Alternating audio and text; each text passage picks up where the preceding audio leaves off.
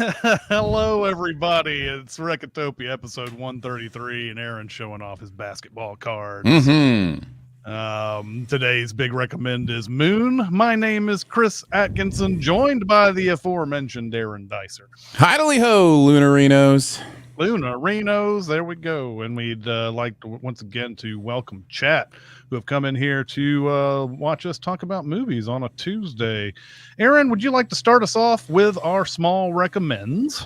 I suppose I can do that. Let's talk Marvel Television for the first time in a while. Agatha All Along has decided to finally come out after several title changes and many delays as Marvel tries to figure out what they're doing with their TV shows. This is a recommend for me. Not even a soft one, really. It's I'm really enjoying this. Now, clearly, I'm only 2 episodes in. That's all that's out. I don't think the third one's out yet, unless I missed it last night or something. But these first 2 episodes, I've really enjoyed. And I think the main thing I'm enjoying about the show is it's clear the team behind it is maintaining that creative spark of fun that they had in WandaVision. Now, if you didn't like WandaVision, then maybe this won't be for you either. But I really enjoyed how they would take old sitcom tropes and, this one's kind of based on the Dick Van Dyke Show, and this one's based on, the Brady Bunch or whatever. And they do a play on that in the first episode of this series. I don't think it'll continue, but I really enjoyed it. And then the second episode pulled me in because of the character work. Like, I like this group of witches that they're putting together, and they seem like a fun bunch to hang out with. And there's a musical element to it that I wasn't expecting. There's a really incredible music number in episode 2 that just blew me away. So I'm just having a lot of fun. It kind of ticks a lot of my boxes. So I don't know if it's for everybody, but it's definitely for me. How is this supposed to figure into Marvel's plans, by the way? Do you know? I think the reason it's able to come out is because I don't know that it does an extreme amount. Certainly there is some mention of Wanda in the first episode because, this is where we're going from. Last we saw Agatha, Wanda was, putting her back in the spell or putting her in her place or whatever. So there's a little bit of mention of that. But I don't think they're planning on any kind of huge... Now, I say that, and then in the finale, Reed Richards' son shows up. You just never know, how something's going to happen. But for right now, it just feels like its own kind of fun little thing. So it's kind of like Moon Knight was, where it didn't have any, real connection to the overall universe. It was just although, this has more of a connection than Moon Knight, maybe even because it just built into it. Yeah. Right. But I've seen the trailers. I'm not sure how interested I am in this. I do love Kathryn Hahn quite a bit. She's so good. So I may have to watch it just because of her. But yeah, the actual show, I was like, maybe one day. The other thing I will mention, because I think some people will find this interesting, is that this feels more adult than the other Marvel shows have been. She tells a police chief to eat her ass at one point. There's it just feels like they're a little more free to. She's naked for part of it, so there's I don't know. It just feels like they're being a little more free with this one than they have been with the other ones. So it's got the full TVMA rating and everything. No, they still manage to keep, when I say naked, I mean from reverse. Oh, I see what you're saying. Kind of thing. But and strategically placed hair. Okay. So yeah, long and beautiful hair. All right, so I finally broke down and watched the Kevin Costner Horizon: An American Saga Chapter 1, which came out, I believe, 2 months ago in theaters, and then it just promptly bombed because Kevin Costner is cursed since Waterworld. I really do think that. Not that the movies that have come out have been like, oh, these are just actually amazing, and it's being brought down by the haters and everything. But he comes out a lot with these 3-hour movies, and people are like, wow, what a self-indulgent asshole Kevin Costner is. And he probably is. But at the same time, when I first heard about this, I was like, I don't know if I want to watch this. This is a 3-hour Western, and not that I haven't been pulled into 3-hour Westerns before, but I found this movie actually quite good. The only thing about this is you can see that it's a chapter one. They they are going to make 4 of these. I think they've already made the second one, and it's supposed to be. I think it's going streaming somewhere. Maybe I don't know. It's already made, and they just need to come out with a release date at some point. 3 is already like in pre-production. I think 4 is already like pretty far along. So I don't like the fact that this is like, okay, we're telling you chapter 1, and this is going to be. I mean, you're going to feel like this could be a series when you're watching, but I did like it overall. It's not great. It's not a super great movie, but I did think it was better than what I was being presented by critics a couple of months ago. So you have it's a sprawling Western epic. It's about a town that's being created basically in the middle of Apache country. And even though there are laws saying you can't do this kind of thing, expanding into this kind of territory, the U.S. military's kind of like looking the other way. They're basically saying, these people are not supposed to do this, but guess what? We get rid of these people, there's going to be more coming along later on. This is, I believe, set pretty much in Montana, and the Apaches have a group of people. So one group wants to kill all the settlers that are coming in because they believe that their settlements are coming in and they're distracting all the wildlife that they need to survive, and so they are there. There's a one particular faction that's like, we need to get these guys out of here because our way of life is not going to be. We're going to have to hunt in areas where there are other tribes out there, and we're going to have to. We'll be at war with them before we know it. So we got to get rid of these guys. And the story tells multiple stories going on. Kevin Costner comes in here, and he has a relationship with a prostitute that's in one of the towns, and she has a baby. And there's like a whole thing with them sort of being this like wayward family. They're not really nobody is related to each other in that trio, but there's that kind of thing. There's a whole group of settlers led by Luke Wilson, who is Luke Wilson, so he's having a hard time like actually being an authority in anything. So he's trying to police his settlers as they go through and everything. And then there's another story involving Jenna Malone, who has tried to kill these brothers' father, and the brothers want revenge, and so they are causing a lot of trouble. I think that's probably the strongest part of the movie, actually. The whole thing with the brothers and the revenge angle, and the acting is great in that thing. So you got a whole bunch of different stories being told at once. And like I said, I'm not saying this is great, but I am very much interested to watch part 2.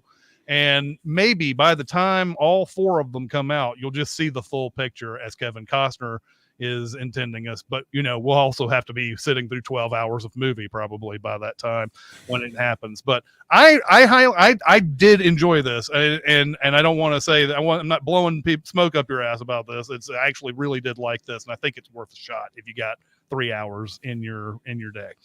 I agree. And in fact, I think I actually may like it more than you, Chris. I really I think it is great. I think it's only, for me, issue is in execution. I really I would love for this to be 4 movies. That's fine. That's how Costner wanted to do it. You can tell he's so passionate. Like, he really feels like this story is something special. And but I really think if this had been like a 4-part miniseries on streaming or something, that the response would have been totally different to this, because I think this first part shows a ton of promise and is really like, even though it's 3 hours, I was engaged for the 3 hours.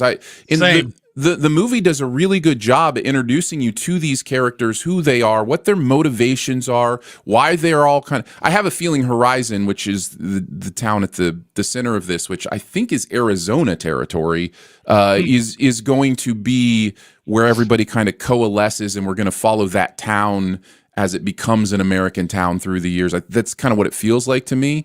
Yeah. But you're right. The stuff in Montana with, her trying to escape that family and, trying to come south through Wyoming. And I think the Santa Fe Trail is part of it with the Luke Wilson group. And there's some interesting characters there too. And some interesting power dynamics that are going on there between rich tagalongs and, the more earthy, settlers.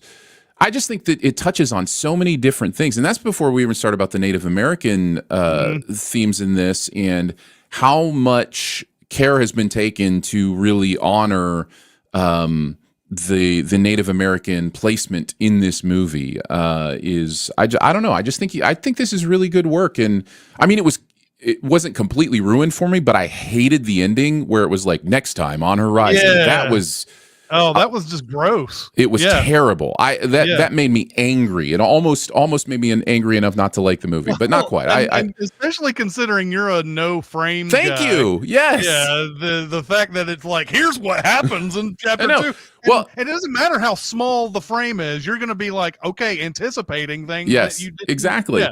So it took me about 10, 15 seconds before I realized what was going on. And that's a lot of time. And then I got up my phone because I knew it was ending and I just didn't pay attention to the rest of it. But but just to, because there's no warning, like it just kind of goes into scenes from the next episode. It looks like it's going into the next scene and then suddenly it's like, da da da da da da da. Yeah. It's like the old, Lonesome Dove series, or it was just like next time, or this season on or whatever. So. Yeah. So other than that, I really, really liked Horizon, and I'm excited to see whatever he's able to make. It was supposed to premiere at the Venice Film Festival. Yeah, I think so we'll see how it all goes. But yeah, I enjoyed it too. Yep. My second small recommend, I finally got around to seeing Ip Man. Oh, okay. Yeah, this is good. Yeah, I was blown away by the action in this movie. I think it's just phenomenal stuff. I was a little bored in the in-between.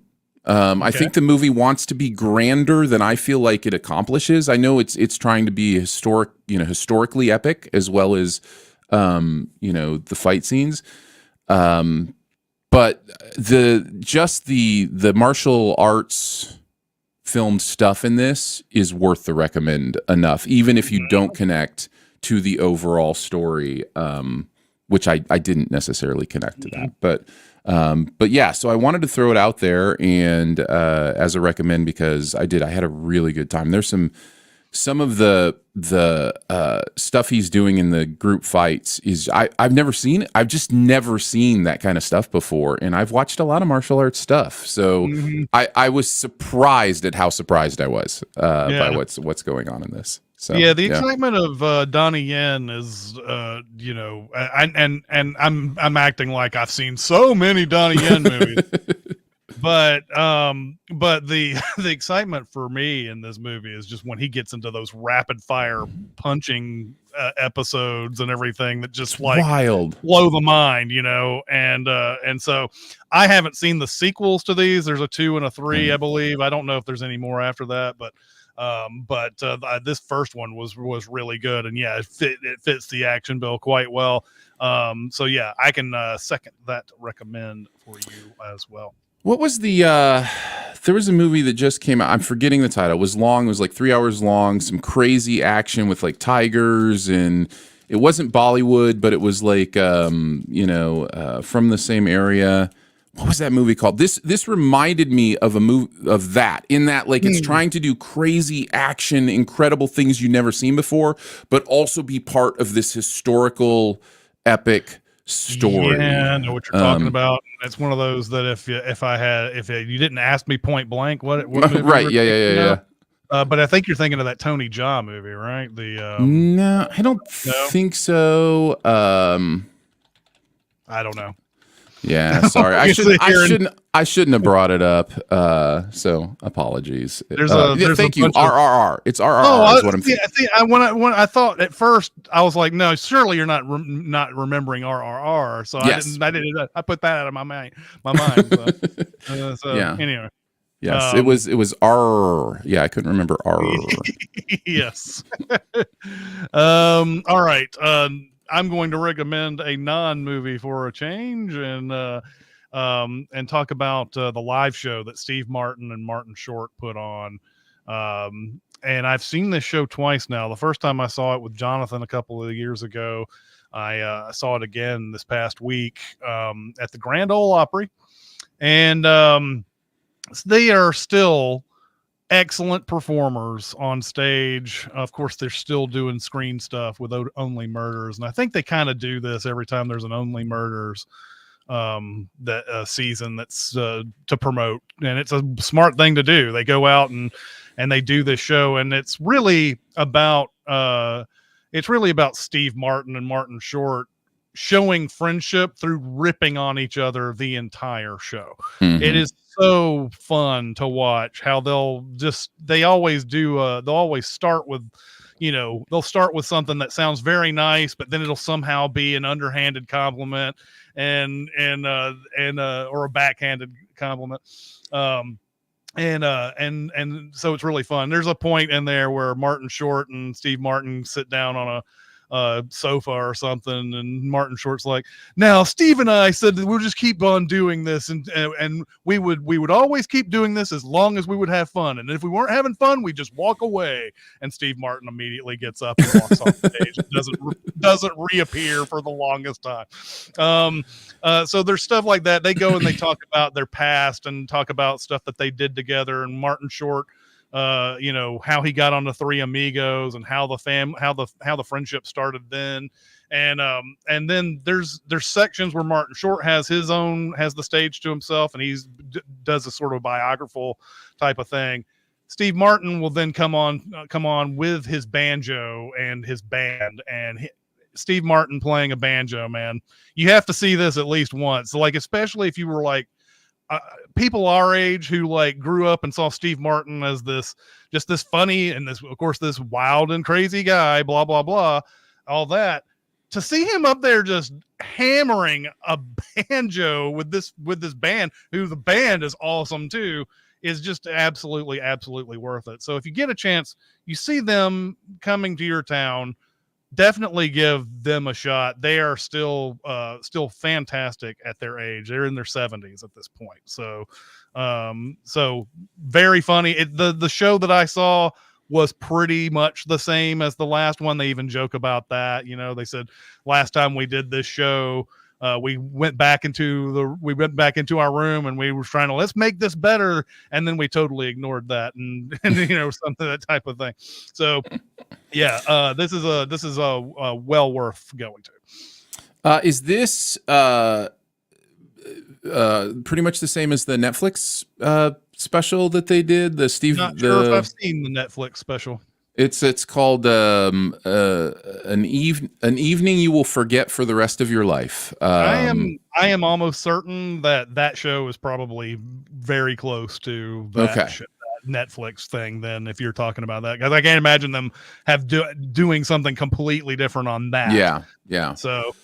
I'm very jealous. I would love to be in the room with those two as they riff on each other. That's fun times.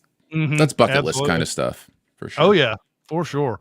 All right, we're gonna go on to our big recommend, which is Moon, and this is Aaron. So Aaron, take it away. Sure thing. Moon is the 2009 directorial debut of one Duncan Zoe Haywood Jones, progeny of David and Angela Bowie, and someone who made this movie and then source code and then stopped making movies, and you can't convince me otherwise. We start off with some Lunar Industries ads position about how the world was saved by the power of the moon. All the energy we need is right above our heads, they say, before we cut to a scraggly-looking Sam Rockwell playing a guy conveniently also named Sam, so I don't get too confused. Sam is hitting the treadmill at what we're told is a solo-occupied moon base on a 3-year contract. He soon gets a notification that one of the mining vehicles is full, so he heads out in his big wheel truck to grab the canister of helium-3. Live communications are apparently down, but Sam can send a recorded message back home, so he lets them know that the old sportsing games are really helping, but that he's kind of losing his mind and talking to himself. The good news is he only has 2 weeks left, but he tells Gertie during a haircut that it's not fair to the next guy to not have communications down this long. Gertie, who's a giant robot intelligence, voiced by one of the usual suspects, who shall remain unnamed and suspect, turns around a ceiling track system as he helps Sam out day to day while putting a wide variety of less than 5 emojis on his face screen to indicate his emotions. Later that day, Sam seemingly hallucinates a woman sitting in one of the chairs, resulting in him burning his hand with scalding hot water. He lies about it to Gertie and then has some sex dreams. The next day, Sam sees a weird glitch in his personal video, but tries to forget about it before he heads out for another canister of H3. But somehow, on a moon of 1, manages to be such a terrible driver that he wrecks his monster moon truck and injures himself pretty badly. Cut to Sam waking up in the infirmary, and Gertie is filling him in on the accident and his need to continue to rest after the crash. Despite this, Sam decides to get up and move around and thinks he hears Gertie talking to someone, but Gertie tells him he's just recording something for the boys back home. Sam continues his rehabilitation and notices one of the harvesters has stalled, so Gertie says he'll pass it along. So he goes back and has more dreams. Not sex this time, unless sex involves a ghastly spacesuit version of yourself reaching out to you from under your covers, which it might. I don't know. No judgment. Yep. The next day, there's a message from home base that they will send someone for the harvester, but he must remain inside the base. Sam doesn't like being treated like a child, so he decides to tear a hole in a gas hose so that Gertie will let him out to check the exterior for damage. But once free, he does what he really wanted to do, which is to go check on that stalled harvester. He sees the wrecked vehicle, and when he goes in to check it, he WTFs at the sight of another spacesuit occupied by, dun, dun, dun, someone who looks just like him. He brings him back and demands Gertie tell him who this twin is, but considering he's somehow still alive, they decide maybe the infirmary first before any answers. Accident Sam then wakes and asks if someone else is in the room, and Gertie's non-answer is, as always, unhelpful. New Sam then watches some more messages from home before old Sam wakes up and sees new Sam jumping rope. Gertie continues to do some sort of combination of gaslighting and conflict avoidance, while my two Sams finally have a one-on-one conversation during boxing practice, and they go full Dr. Seuss with a hearty game of Sam I Am. Later, during one of Sam's patented plant spraying sessions, old Sam thanks new Sam for saving his life and challenges him to a game of ping pong. They then play some sort of game where the ping pong ball apparently doesn't have to hit the table to be returned. The boys then discuss their wife Tess and their daughter, but new Sam seems to be much more in tune with dissecting the logic of the two of them being there, and is very adamant that they must be clones before heading off to attempt to find a secret room that will prove his case. Eventually, he wants to look under the table where old Sam has been carving his entire city of building miniatures, even though he can only remember carving a couple of them. This leads to a violent scuffle where the model is turned over and old Sam gets his face very, very bloodied. Later that evening, after a heart-to-heart, Gertie finally comes clean to old Sam that he is indeed a clone and that all the test memories are implants. So old Sam is content to wait for the promised rescue to come, but new Sam is still dubious and swears there's more amiss considering he was supposed to let him die. The two agree that there might be some shenanigans going on, so they go for a ride beyond the edge of their base's usual area. They finally come upon some antenna-looking things, but old Sam starts feeling sick and needs to head back to the base to puke up his own teeth. It's clear at this point that old Sam is falling apart. After some clever using of a computer arm to crack into the database, old Sam is able to access some videos that continue to show that things aren't what they seem. And the cryopod chamber is actually just a cremation tube for old Sam's. He then finds and opens a compartment beyond this faux cryopod and finds new Sam's suspected secret room. Once Sam II returns, new Sam pulls a "I better come take a look at this" cliche, and they head down into the room. Once they're there, they are thrilled with the low, low prices because it's clear now that they live in a giant Sam's Club. Old Sam then heads out past the signal jammers and makes an actual live call home. A 15-year-old girl answers, and he finds out that Tess has died. She's his daughter, and she's being called by some guy with his voice. Back at the base, New Sam puts Old Sam to bed and then finds the call log of Old Sam's call home and decides something must be done. He goes to Gertie, and now assuming that Eliza, which was the code name for the rescue team, quote unquote, is actually a code name for a kill squad that will kill him and Old Sam, he convinces Gertie to wake up a new clone to save them. His plan? He wants them to take the new clone out to the wreck to stand in as the body of Old Sam, while Old Sam hides out in the ship and stows away home. Old Sam, however, knows that he's pretty much already dead, so he suggests that New Sam take the journey instead and maybe hit up Mexico once he's back. They head back to the crash site and bond over their biased appearance-based hiring practices before Old Sam passes out and New Sam has to carry him to the wrecked rover to finish his existence where he found him in the first place. Back at the base, Eliza is 1 hour away, and Gertie offers Sam the idea of rebooting him so that his memory banks can't be checked for evidence of what happened. New and improved Sam is all tucked into his H3 stowaway bay, but at the last second stops the door from shutting so he can do one last thing to help out New Sam once he's gone by sending a vehicle straight into the signal jammer.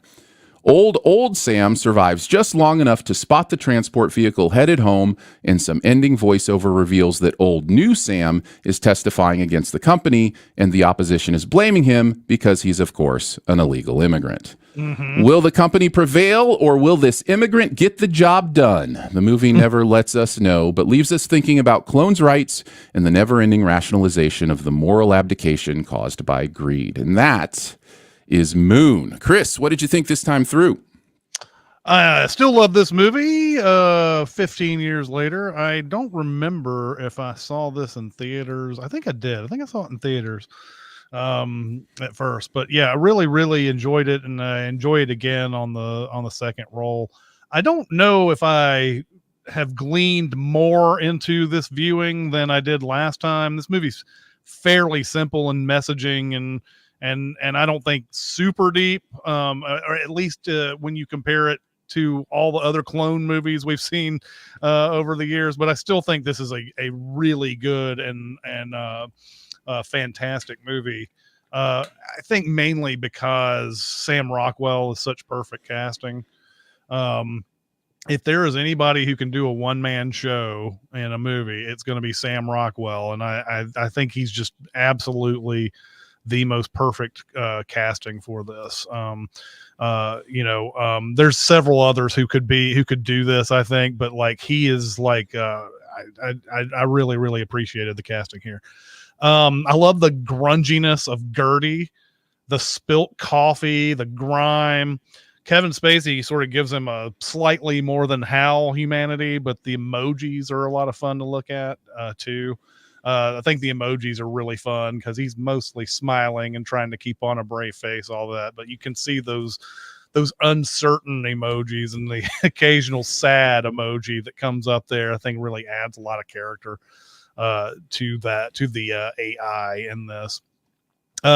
Chesney Hawkes, The One and Only, is a nice song touch for Sam to wake up to every day. I thought that was a lot of fun, especially since movies that focus on one are always going after that one is the loneliest number song. It feels like, and this one is a sort of a different. They finally, hey, there's more songs involving one than just that one is the loneliest number one. I love the part. So the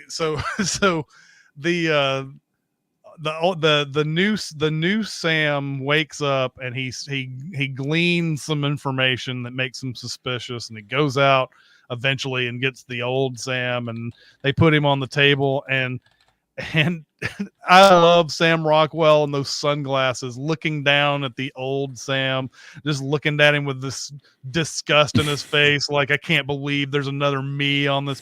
What in the world does this mean? And he's got this look on his that just only, really kind of only something Sam Rockwell can do. I think the sunglasses just makes me laugh every single time I see it. He wants to sort of disguise himself, but he's not really trying to avoid it either. At the same time, I love that scene. There's a line at the end: Gertie, we're people, we're not programmed. Easy message for the movie to make. I don't know if that theme is necessarily explored to the fullest, but when you consider the everyday routine that he goes through for 3 years, and where a higher power tells him that what he wants to hear to keep him going, certainly fulfills it in some way. But I don't know if that particular theme was explored a lot in this movie. But it certainly is a nice little thing to towards the end that they says there.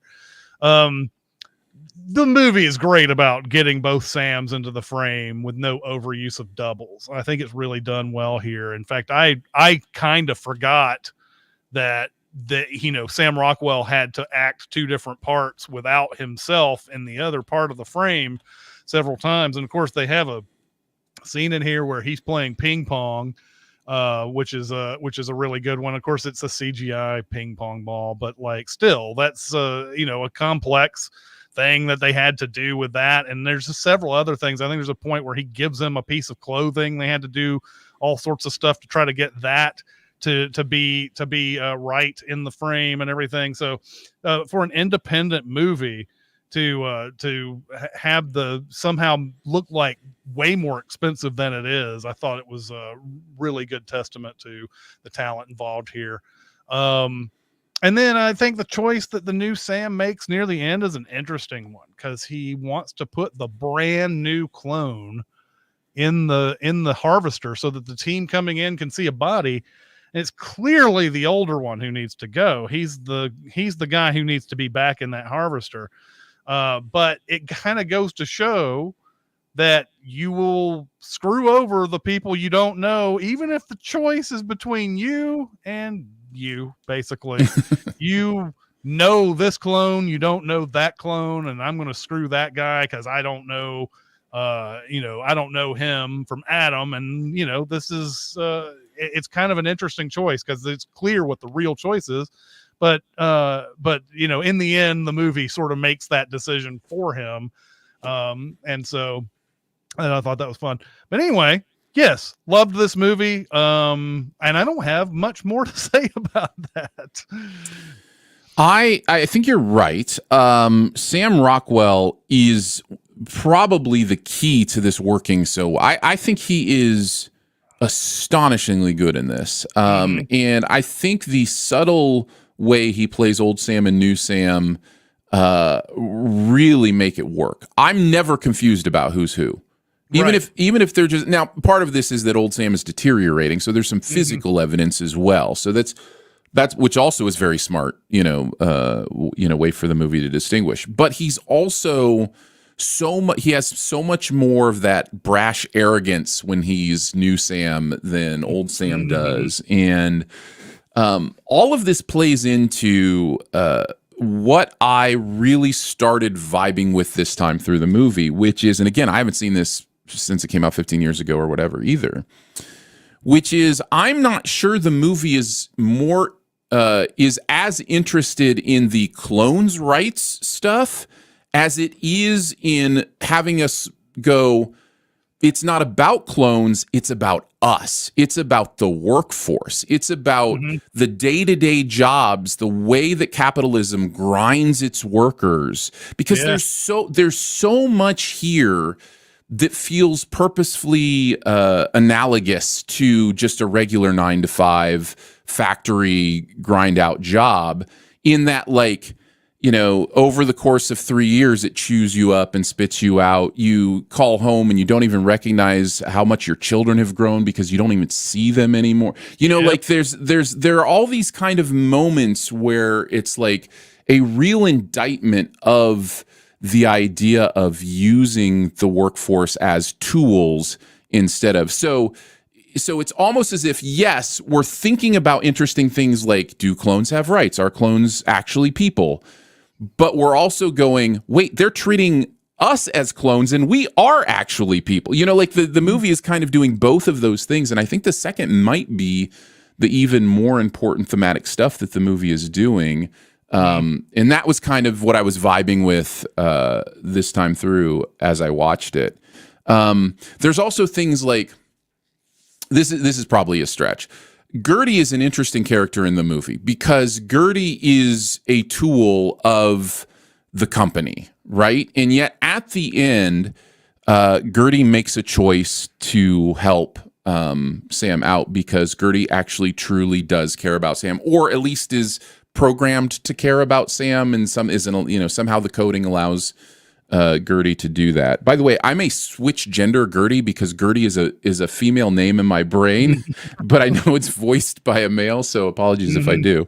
But anyways, Gertie is interesting because you get the sense that those emojis that Gertie does are not really meaningful at the beginning, that they're almost like just something programmed as a way to endear the machine to the clone or the human or whatever. Like I got real like thoughts and prayers vibes when the tear emoji, kind of started. You know what I mean? Like, he's going through the worst thing ever, and Gertie's just like, tear, and it's like, yeah, do you really mean that? But the transition to, by the end, actually making a conscious decision, I think, in many ways is kind of about maybe, management or middle management, or even us as observers going from, oh, that's too bad, to, oh, I'm actually going to do something about it. I'm actually, I actually have a role to play here in helping. So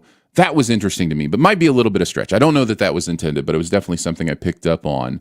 I will also say the movie uses the AI, computer bot character.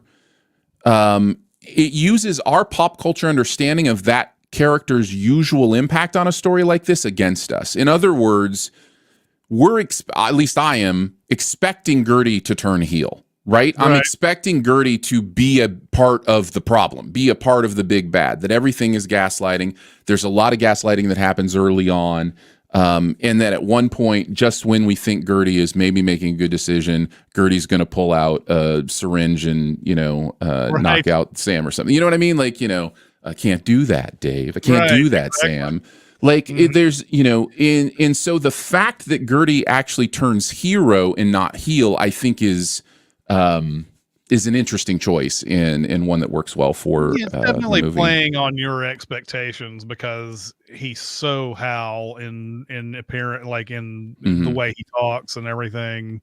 That's the thing. You're sitting there hoping for that. You're not hoping, but you're thinking that shoe's going to turn just like Hal did, and so they play on that quite a bit. So yeah. One other thing I really like about this movie is kind of the unspoken world building that happens in this. Like, I don't know that the movie, maybe you can correct me, maybe you saw something, but I don't know that the movie is ever explicit about what is happening to old Sam. And I think there are a couple options that we can believe. One is that when he was in that accident, he was exposed to radiation or something, and that's why he's deteriorating. But the other, and the one that I think it is that that's just that 3 years is the lifespan of a clone. That, like, they know that after about 3 years, clones start to break down, they start to fall apart, and that's why they have to, do a new clone every 3 years. Because I can't figure out why they would need to do that. I don't think they explicitly say it, but when he watches that video and it shows him going into the little pod and the steam goes over it and everything, I feel like that's the end of their life right there. Like when it's just like, it's that sort of like, well, that's a crematorium thing, because he even sees the dust collecting at the bottom of the machine. Yeah, and it looks like, if I'm reading this correctly, when they went down underneath, there's like a bunch that are red, like maybe that's where they store the dead ones or whatever. So what are we? Wait, so what is? I didn't notice that. It looked like there's some red light ones and there's some green light ones. All the way throughout the thing, and I got the sense that maybe the red lights, I don't know, maybe the red lights didn't mean anything, but it looked like there was a whole column where there was red light places where they're storing the dead Sams. I don't know. Maybe they don't even need to store them since it's a crematorium, but I don't know. That's the thing. But what I guess maybe I'm misunderstanding your question then. No, you're good. I had just assumed the reds were the already used ones. That's how many had already been used, and those were empty, and then the green ones were the ones to be used. Oh, okay. So what I was saying was, I love that we're not explicitly told this is how it works, but that we are able to deduce, okay, he's deteriorated, he's spitting out teeth like this because clones only live 3 years, and that's why they have to cremate them at the end and bring in a new one. Otherwise, if they would do a longer contract or something like that.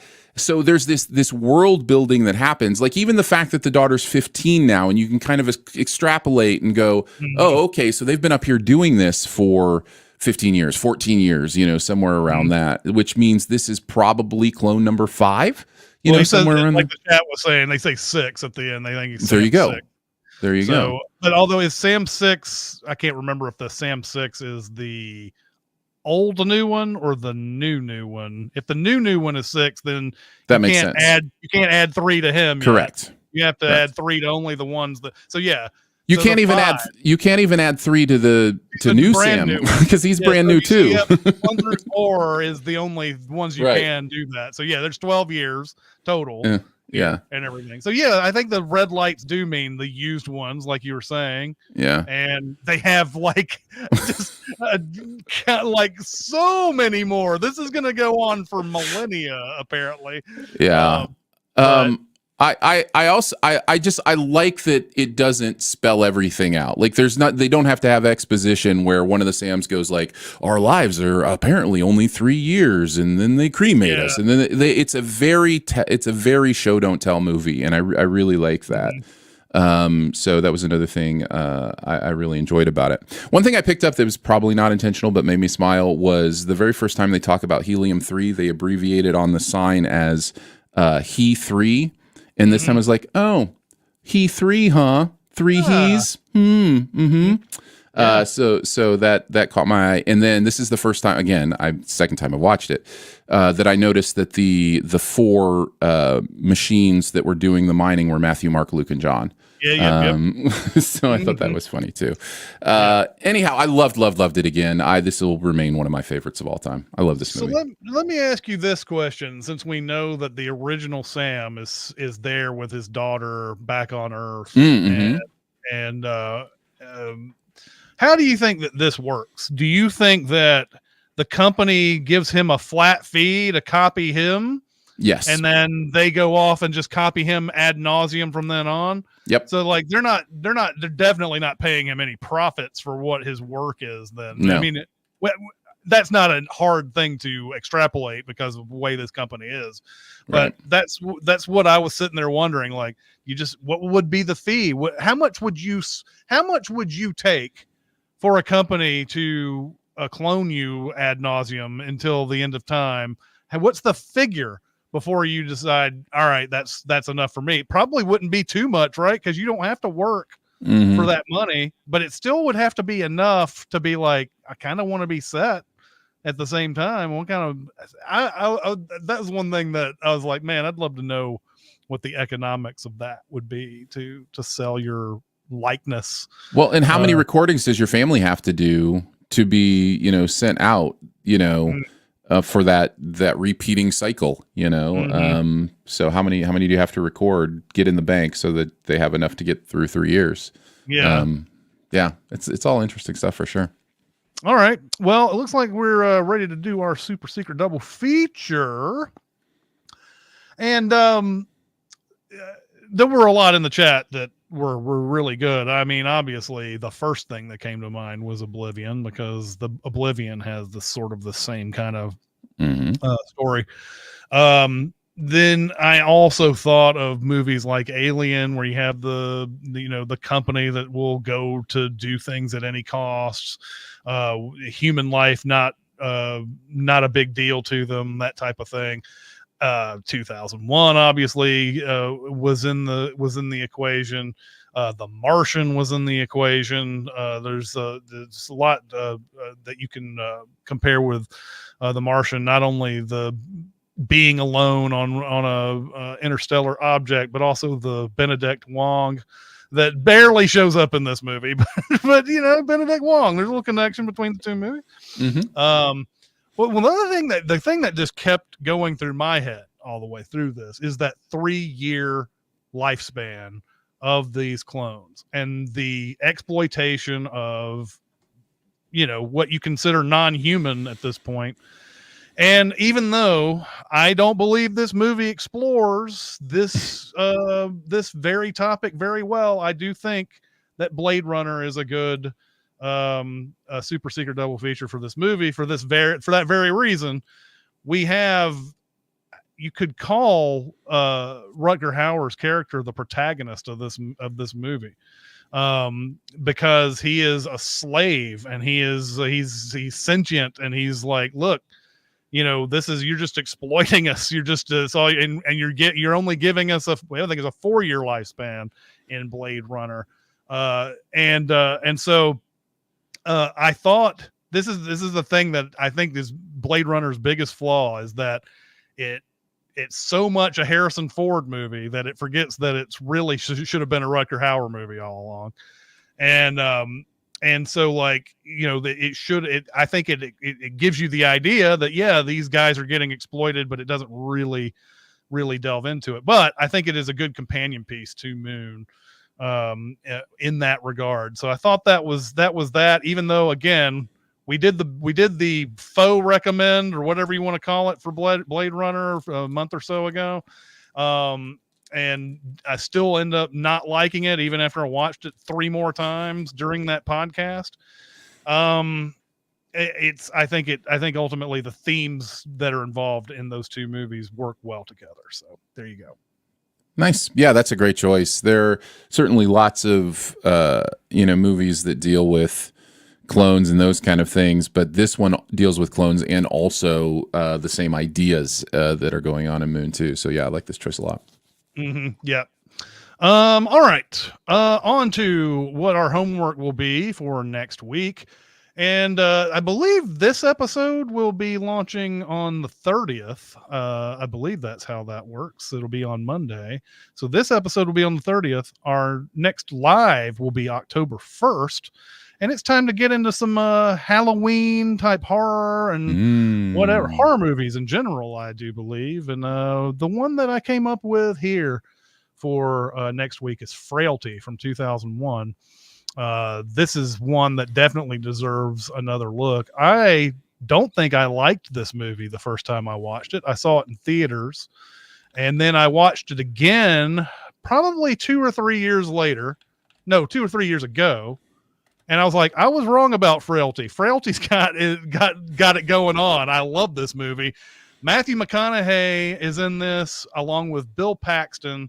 And again, like, Matthew McConaughey is kind of playing like, it's almost like Lone Star, where he's not playing the guy in the past. He's playing one of the young kids in the future, essentially, and he's telling the story about Bill Paxton, his dad, and he and his brothers, and it's about a father who believes in demons, and he's teaching his kids how to hunt demons, and this is one of those just really fun horror movies. So have you ever seen this? I saw this movie for the first time within the last year, and I loved it.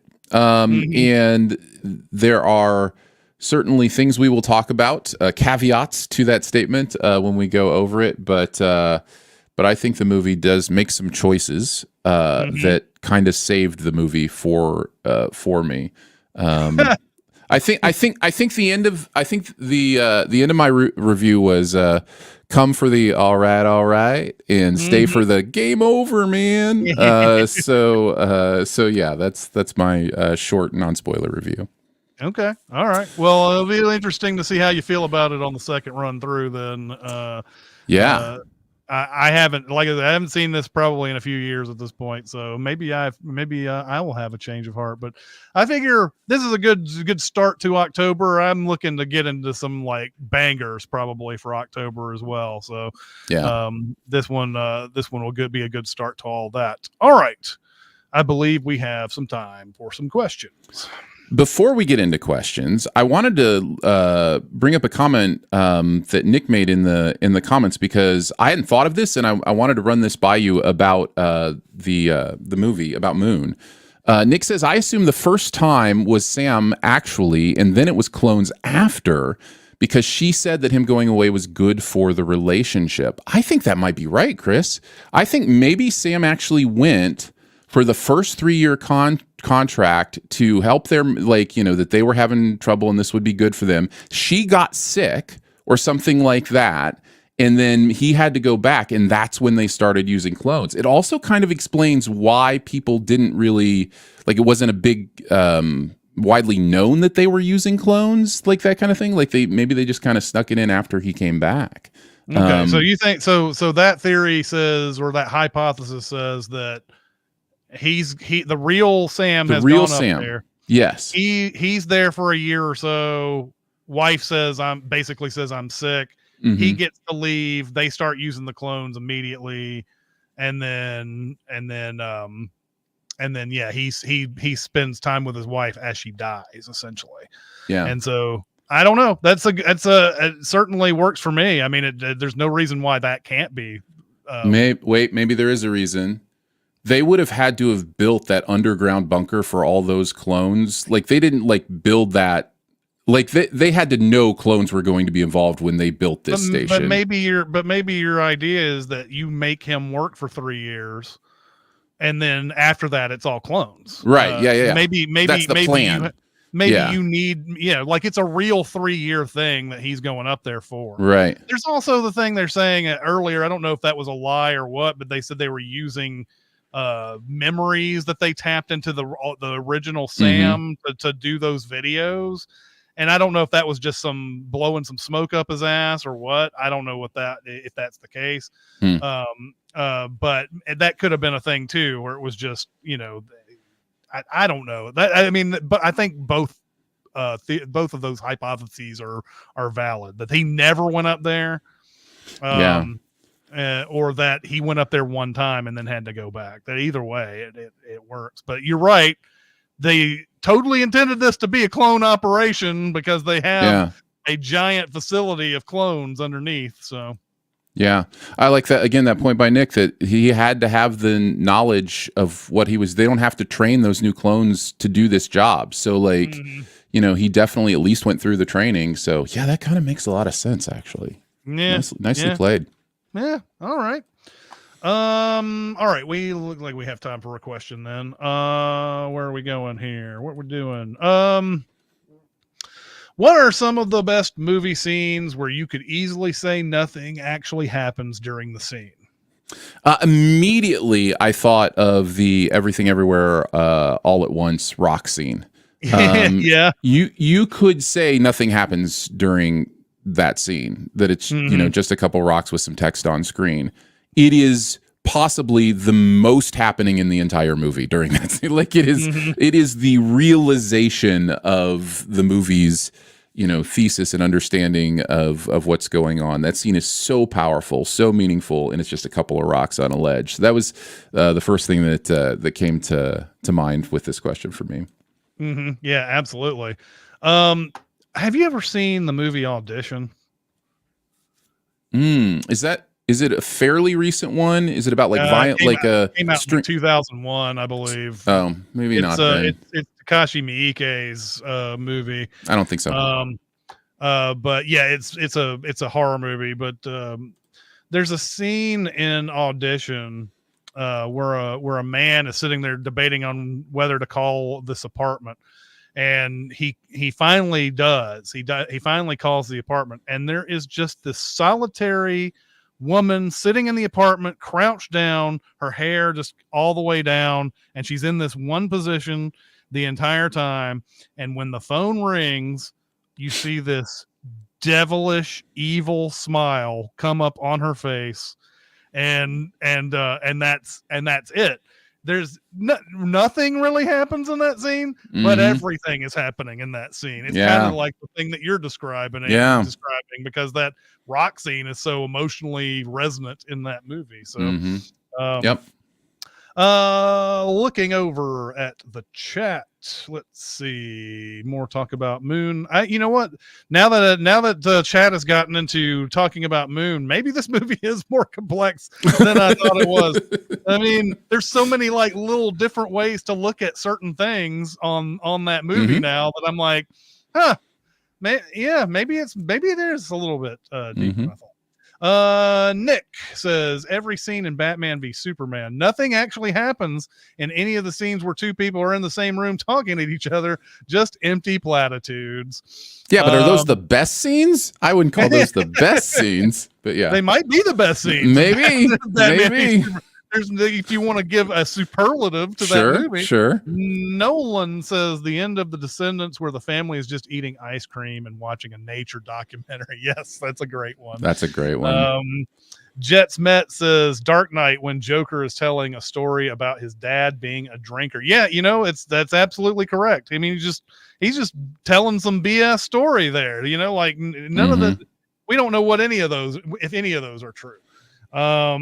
Let's see. Castroff says the movie Lock, the entire movie, just the whole entire thing. Let's see. Josh says the entire movie, The Green Knight.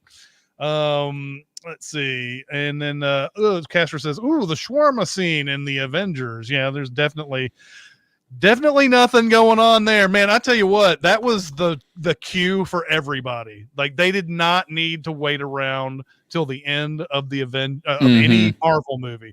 Like, hardly any like important scenes in the end of these things, and you sit through 13 minutes of credits to watch it. So, and then finally, no one says Moneyball, when Billy Bean is turning the radio on. Ooh, that's a good one. Great scene. All right, that's going to do it for this week. Next week will be Frailty from 2001. Looking forward to talking about that one again. But that's going to do it for today. We'll see you next time. See ya. See you guys. Bye.